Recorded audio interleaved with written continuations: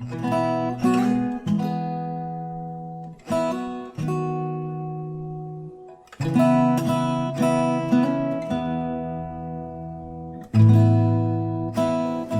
Shalom saudara-saudara, apa kabar? Ya, saya tahu kita bakal sibuk sepanjang hari ini. Jadi ya saya tidak akan bicara panjang lah ya.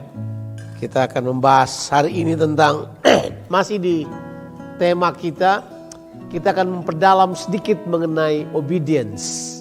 Jadi kita akan membahas tentang obedience lebih dalam lagi lah supaya kita paham artinya obedience itu apa. Ya kita baca dulu beberapa ayat firman Tuhan. Tentu saudara sudah tahu ayat-ayat ini di dalam Injil Matius pasalnya ke-7 ayat 24 sampai ayat yang ke-27 yang ya, ini adalah penutupan dari atau conclusion dari khotbah di bukit. Jadi ini adalah conclusion dari the teachings of Jesus.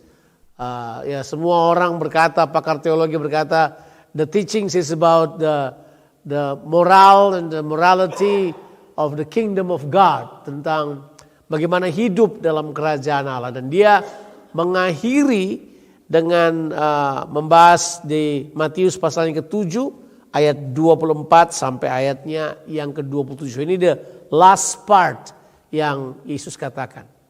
Ini yang dia katakan. Setiap orang yang mendengar perkataanku ini dan melakukannya. Perkataanku ini adalah dari Matius 5 sampai Matius 7 ayat yang ke-23 tentunya. Ya, ia sama dengan orang yang bijaksana yang mendirikan rumahnya di atas batu. Ayat yang berikut. Ya, kemudian turunlah hujan dan datanglah banjir. Lalu angin melanda rumah itu, tapi rumah itu tidak rubuh sebab didirikan di atas batu. 26. Tetapi setiap orang yang tidak mendengar perkataanku ini dan tidak melakukannya, ia sama dengan orang bodoh yang mendirikan rumahnya di atas pasir. Kemudian ayat 27 yang terakhir, kemudian turunlah hujan dan datanglah banjir, lalu angin melanda rumah itu sehingga rubuhlah rumah itu dan hebatlah kerusakannya. So dari ayat ini kita kemudian menemukan kata ketaatan. Jadi ketaatan itu kalau diterjemahkan dalam bahasa Indonesia terdiri dari dua kata. Yaitu dengar dan lakukan. Aneh ya? Dengar dan lakukan. Itu Yesus katakan di, kalau sudah lihat ayatnya yang ke-24. Setiap orang yang mendengar perkataanku dan melakukannya. Jadi bilang dulu, dengar dan melakukan. Jadi mesti dengar dulu. Kalau enggak dengar baru melakukan, nekat namanya itu. Ya, itu ada bahasa Belanda, kap sonder kop. Ayam tanpa kepala. Pernah lihat ayam tanpa kepala? Belum pernah lihat. Jadi itu ayam lagi hidup-hidup potong kepalanya. Lihat dia larinya kemana-mana itu. Itu apa? Seperti ngawur tanpa tujuan, enggak ada dasar dan seterusnya. Nah, ini dua kata penting ini, mendengar dan melakukan. Dan memang ini adalah disiplin rohani yang perlu kita kembangkan karena ini penting sekali buat kita. Makanya kita tidak boleh bercanda. Ketaatan itu punya hal yang harus kita kerjakan. Jadi tidak bisa cuman sekedar jalani gitu aja. Ada hal yang perlu kita latih dalam kehidupan kita. Misalnya kita baca ayat ini, ayat yang sudah biasa kita baca tentunya. Di dalam Yesaya 50, coba kita lihat ayat tersebut. Yesaya 50 ayatnya yang keempat. Coba kita lihat ayat tersebut. Ini ayat tentang orang-orang yang memang dipertajam pendengarannya. Jadi karena ketaatan meliputi mendengar, coba pertajam pendengaran saudara. Itu penting. Coba kita lihat Yesaya 50, bolehkah? Ayatnya yang keempat, ya. Setiap pagi itu, ya, ia mempertajam pendengaranku untuk mendengar seperti apa? Seorang murid. Ya itu dia itu, ya. Setiap pagi ia mempertajam pendengaranku. Wah, itu kata penting dulu, mempertajam pendengaran. Padahal konsepnya ini kalau baca seterusnya, Dia mau supaya kita memiliki lidah seorang murid. Jadi untuk berkata perlu mendengar. Itu penting sekali. Supaya perkataan kita bisa terlatih, ini penting sekali. Kita kalau mau taat harus terbiasa mendengar. Jadi kalau orang tanya buat kita, kenapa orang gak taat ya? Jangan-jangan mereka gak dengar. Jangan-jangan mereka gak dengar. Jadi ketaatan itu harus berurusan dengan apa? Pendengaran. Jadi memang melatih pendengaran penting sekali buat kita. Itu disiplin. Bilang dulu mendengar. Kalau kita banyak bicara susah mendengar. Jadi memang ada waktunya diam-diam, tenang. Itu. Tuhan Allah telah memberikan kepadaku apa? Lidah seorang murid supaya dia apa? Ya, supaya bisa memberi semangat baru. Tapi bagaimana? Dibilangnya setiap pagi ia mempertajam pendengaranku. Kalau pendengaran kita dipertajam, lidah kita akan gampang membangun orang lain. Itu dia. Makanya kalau kita mendengar banyak dari Tuhan, gosip akan berkurang. Ya itu. Kalau dengar dari TikTok, gosip tambah banyak. Ya, jadi lebih banyak ke hal tersebut. Nah, kalau kita memperhatikan baik-baik bahwa memang kita perlu melatih kepekaan kita dalam mendengar. Melatih itu penting sekali ya. Membaca firman Tuhan, mendengar apa yang Tuhan katakan pada kita, itu adalah hal-hal yang sangat penting. Saya nggak tahu apa kita perlu ulangi hal tersebut, tapi kayaknya itu adalah tema kita kalau membahas step 1, 2, 3 kan. Kita membaca, kita dengar apa yang Tuhan sampaikan buat kita lewat pembacaan tersebut. Jadi memang perlu melatih. Ketaatan tanpa latihan mendengaran itu rasanya impossible. Kita kemudian hanya bergerak seperti mesin tanpa ada tuntunan dari firman Tuhan. Izinkan saya akan menunjukkan kepada saudara beberapa jenis ketaatan lah. Supaya saudara bisa lihat setelah melihat, mempelajari. Ada beberapa jenis ketaatan yang perlu kita pelajari. Ada, ini berapa nih? Mungkin ya 5, banyak 5 ya. Kita cepat aja 5. Taat yang pertama adalah taat dari luar, bukan dari dalam. So ini kita sebut dengan taat tipe orang Farisi. Ini taat dari orang yang berjubah agama. Kita menyebutnya sebagai taat agamawi. Only outside, not inside. Cara ini memang Yesus serang banget. Ketaatan agamawi. Taat karena mau dipuji. Ini namanya orang Ambon bilang taat makan puji. Ini mau taat supaya dipuji. Itu ditulis di Alkitab. Di dalam Matius 5 ayat yang ke-20. Yesus bilang, jika hidup keagamaanmu. Kata agamanya muncul sangat sedikit sekali, tapi itu muncul di ayat ini.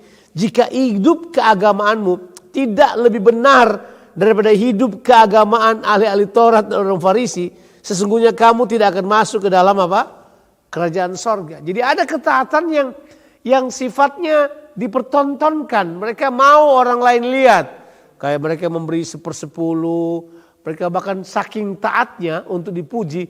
1/10 dari jintan dan merica mereka kasih keluar juga. Siapa yang pergi beli merica kemudian hitung ada berapa biji di situ. Sudah kasih keluar 1/10 dari hal tersebut. Itu yang repot yang beli kacang hijau. Itu lebih banyak lagi itu. Ya. Yang beli yang lebih kecil lagi apa? Misalnya yang beli itu tuh apa? Ya bayangkan. Mereka sampai sedetail itu. Mereka mau mempertontonkan pada orang. Jadi it's not about that. Itu kita sebut sebagai ketaatan munafik. Itu namanya ketaatan dari luar. Bukan ketaatan dari dalam. Kita semua gak begitulah. Saya yakin gak ada yang punya hal tersebut ya. Ini namanya taat di depan manusia. Bukan di depan Tuhan. Ini benar-benar tipe ketaatan yang gak masuk akal. Saya gak mau jadi orang kayak gitu. Saya mau orang lihat saya apa adanya. Saya mau kelihatan seperti apa yang orang lain mau lihat. Saya tidak perlu apa seperti yang Tuhan mau ya seperti itu. Saya tidak buat-buat kayak saya orang rohani. Saya tunjukkan diri saya apa adanya. Saya mau mentaati Tuhan seperti yang Tuhan inginkan. Ketaatan di sini bukan yang kita cari. Ketaatan yang sifatnya dari luar. Taat untuk apa? Dilihat orang. Makan puji itu namanya betul. Oke. Kemudian taat yang kedua. Tipe taat yang kedua. Taat yang takut hukuman. Nah ini berarti ini. Taat karena takut dihukum. Saya lihat lebih banyak orang bertobat karena neraka daripada karena pengorbanan Kristus. Jadi orang bertobat karena tidak mau masuk neraka dibanding karena apa? Mereka mengasihi Tuhan. Jadi ketaatan mereka adalah taat yang karena takut hukuman, takut akibatnya. Padahal misalnya gini, ada orang yang pikirannya najis. Ini contoh, coba kasih tahu aja. Pikirannya najis. Tapi dia tahu kalau dia pergi ke prostitusi nggak bagus, kalau dia perkosa orang nggak bagus. Tapi pikirannya tetap kotor. Tapi dia tidak buat, cuma karena takut apa? Takut hukum. Dia tidak buat, tapi seluruh hidupnya, cara berpikirnya seperti itu. Ingat Alkitab berkata, seperti yang dipikirkannya orang, demikianlah orang tersebut. Ya, misalnya saudara iri hati sama karena tetanggamu punya kekayaan, kamu tetap iri hati aja, tapi mencuri nggak mau kan? Tapi iri hati jalan terus, jalan terus, tetap menguasai kita. Ada banyak orang yang taat karena cuma takut itu. Saya masih ingat kalau ada yang namanya Temple Truth, kalau kita khotbah tentang neraka, orang cepat bertobat. Makanya ada satu kelompok orang yang suka sekali trip to hell. Pergi ke hell untuk ngajarin orang supaya orang takut-takut dan mereka bertobat setelah itu. Nah itu taat yang kedua. Nah, ada taat yang ketiga. Taat yang ketiga adalah taat karena upah.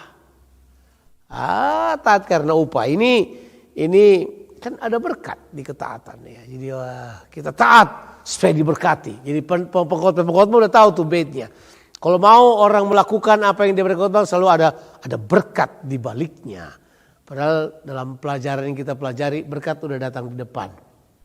Walaupun kita berkata ada upah, memang ada upah. Ya, jadi ketaatan seperti ini, kalau saya taat, Tuhan bisa beri apa pada saya? Taat model begini adalah taat barter. Ya, taat barter. Kalau saya buat ini, Tuhan buat apa? Ini namanya taat mesin Coca-Cola. Kita kasih masuk $2, kita berharap ada Coca-Cola yang keluar. Kalau yang keluar air putih kita nggak suka karena yang kita mau. Kemudian taat ini adalah taat yang kita sebut dengan taat karena apa?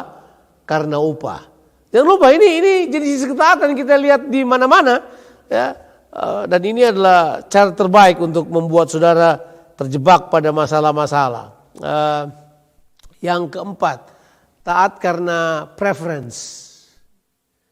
Kalau yang kita suka, kita semangat sekali melakukannya. Kita korbankan apa saja, tapi kebenaran kita nggak suka, kita tidak buat apa-apa mengenai hal tersebut. Jadi ini kita sebut obedience by preference.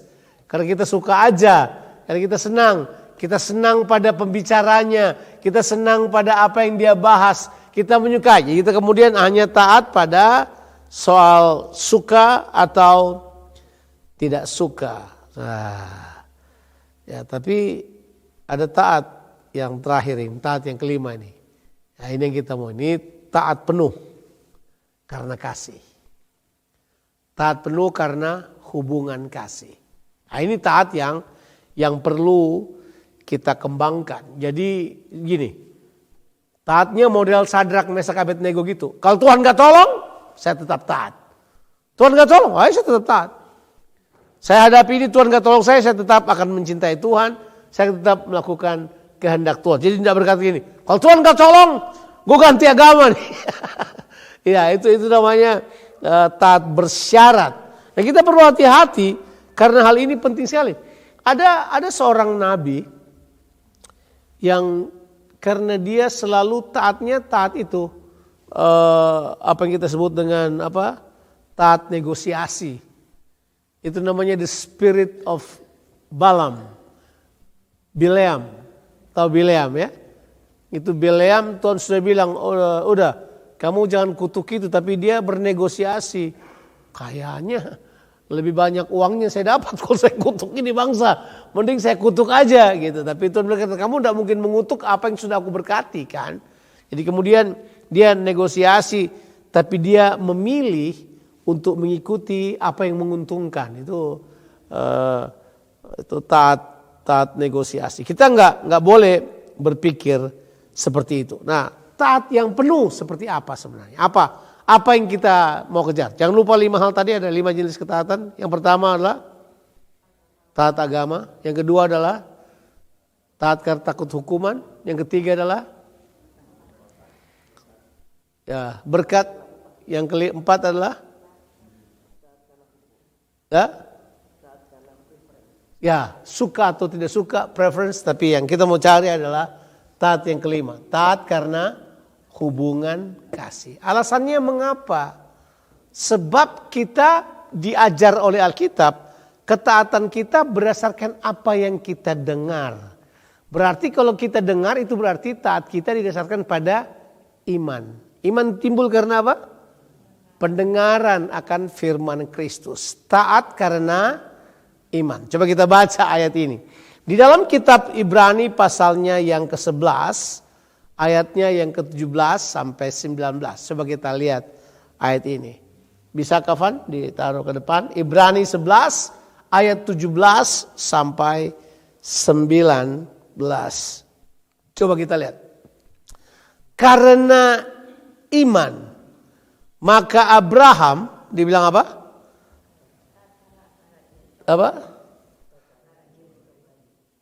Tatkala dicobai mempersembahkan Ishak itu, yang telah ia yang telah menerima janji itu rela mempersembahkan anaknya apa? Yang tunggal. Jadi dia dengar Tuhan suruh dia mempersembahkan anaknya, dia rela melakukannya. Tapi ini kan bukan baru pertama kali dia melakukan hal tersebut.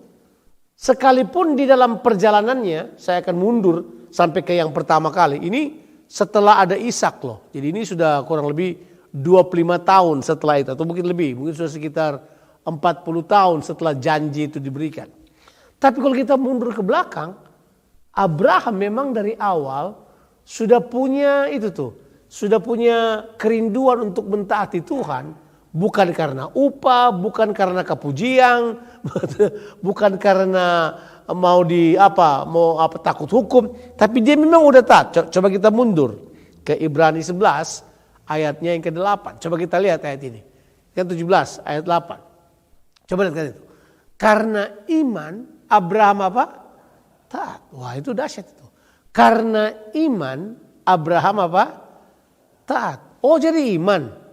Cuman iman aja, enggak, kita mesti tahu. Iman itu punya dua nilai moral. Iman itu nilai moralnya adalah kasih dan kebenaran. Jadi iman itu bukan cuma sekedar iman aja. Yang pertama kamu harus percaya Allah yang benar. Sebab agama juga punya iman kan. Agama juga percaya sesuatu. Tapi kamu harus percaya pada Allah yang benar. Karena iman Abraham taat. Tapi kita juga tahu bahwa iman itu bukan iman tanpa hubungan. Tapi iman karena hubungan. Kita sudah tahu kan. Iman yang mesinnya adalah kasih. Ya, sebab nanti yang penting bukan cuma soal ikatan perjanjian. Tapi iman yang bergerak oleh kasih. Iman yang dimotori oleh kasih. Itu yang penting. Jadi karena iman berarti kebenaran dan kasih. Abraham taat ketika ia dipanggil untuk berangkat ke negeri yang akan diterimanya menjadi miliknya. Lalu ia berangkat dengan tidak mengetahui tempat yang ia tuju. Bayangkan. Karena iman. Tapi karena dia tahu Tuhan pasti setia. Tuhan pasti akan tolong dia. Tuhan adalah Tuhan yang tidak apa-apa berbohong. Dia tahu. Sekalipun dia tidak tahu tempat tujuannya, dia tetap ikut. Dia tetap berjalan. Itu namanya iman karena hubungan dan karena kebenaran. Dia tahu bahwa Allah benar. Dia tahu bahwa Allah tidak pernah berdusta. Dia tahu bahwa Tuhan tidak pernah curang. Dia ikutin Tuhan ini, berjalan bersama Tuhan, sekalipun dia tidak melihat. Itu jelas dibilang itu. Dia pergi, dia tidak tahu tujuannya kemana. Dia tetap berjalan. Nah, ini yang kita sebut dengan iman yang benar-benar itu tuh lahir dari hubungan kasih kepada Tuhan. Nah, itu dia. Iman. Nah, ini dia ini. Taat karena iman. Ini punya 3 kata kunci yang sudah saya ulang-ulangi pada saudara. Yang pertama, taat itu punya 3 nilai yang luar biasa. Yang pertama, taat itu berarti apa? Segera. Kalau kita taat berarti segera melakukannya. Segera. Kalau taat yang tertunda itu adalah pemberontakan yang serius. Seperti yang saya bilang kan, ada orang taatnya nanti tunggu 20 tahun kemudian. Ada orang dipanggil Tuhan untuk menjadi hamba Tuhan. dia tunda dulu, dia kerja dulu, kemudian setelah selang masuk di hidung, infus di semua tempat, dia berkata, saya menyerah pada Tuhan. Kemudian dia bersaksi, saudara, 20 tahun lalu Tuhan memanggil saya. Hello, di mana lo 20 tahun ini? Berarti dia taatnya ketunda 20 tahun, bayangin. Jadi ketaatan itu yang pertama harusnya apa? Segera. Selalu itu. Taat harus apa? Segera. Prompt. Langsung. Prompting, segera. Yang kedua adalah taat harus dengan sukacita. Harus dengan apa? Sukarela. Jangan ada U di balik B, jangan. Masih ingat kita pernah belajar, sudah lama sih saya pernah mengajar ini pada saudara.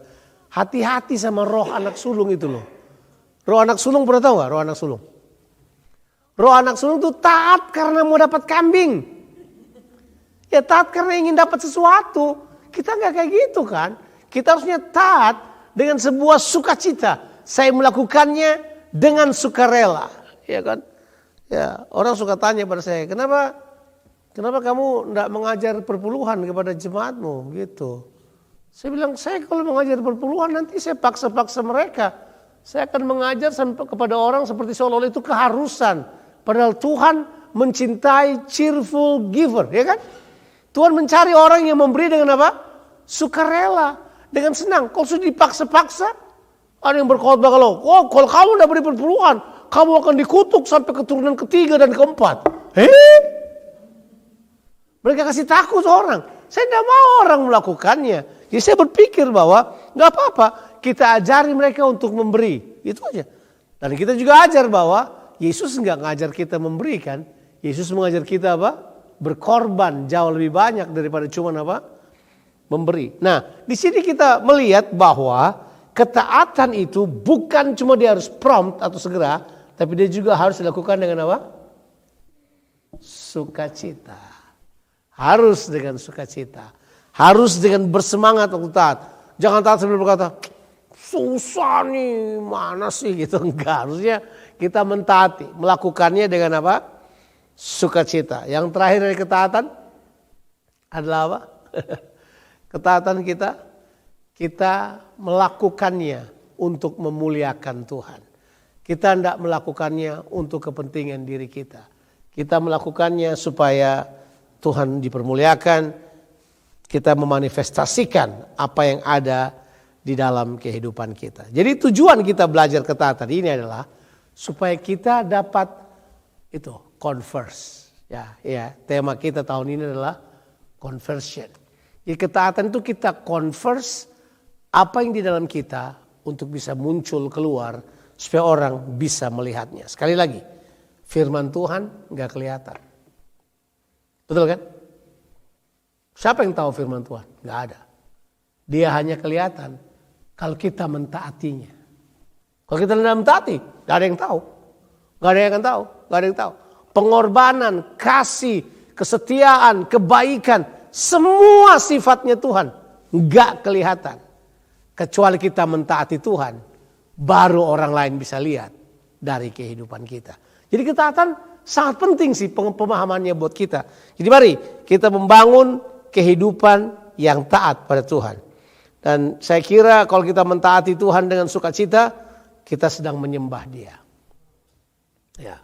Penyembahan menurut saya, penyembahan yang penting adalah waktu kita menyatakan penyembahan kita dengan mentaati kehendak Tuhan. Tidak ada tanda bahwa kita mengasihi Tuhan. Ada orang berpikir nanti menyanyi kalau dia mengasihi Tuhan. Tidak. Menyanyi tidak menyatakan bahwa kamu mengasihi Tuhan. Enggak. Ya, saya masih ingat saya ada di Jepang tahun 2001. Jadi itu sudah berapa tahun lalu tuh. Saya ada di Nagoya. Jadi waktu itu Hillsong lagi top banget kan. Jadi mereka nyanyi lagu-lagu, mereka lompat-lompat. Wah, kayak kebaktian yang menyenangkan sekali. Zaman dulu kita kalau kebaktian nggak lompat-lompat kayaknya bukan kebaktian. Ya kita pikirkan gitu kan. Semangat bersuka cita. Saya hadir di kebaktian itu. Saya datang dengan Pastor Edi Leo, nggak salah kita ada di Nagoya. Dan gembalanya itu Pastor Ishihara namanya. Sudah meninggal beberapa tahun lalu. Tapi dia gembala. Dan ini yang terjadi. Sementara mereka nyanyi-nyanyi gitu, saya dari belakang kan. Saya sedang berbicara dengan salah seorang misioneri dari Nagaland. Dia ada di Jepang. Dia misioneri dari Nagaland. Kemudian ngobrol-ngobrol dengan saya. Saya beritahu dia, wow luar biasa ibadah ini. Dia kemudian cuma bilang kepada saya sebuah statement yang bikin kaget saya. Dia berkata seperti ini. Singing spiritual song doesn't make you spiritual.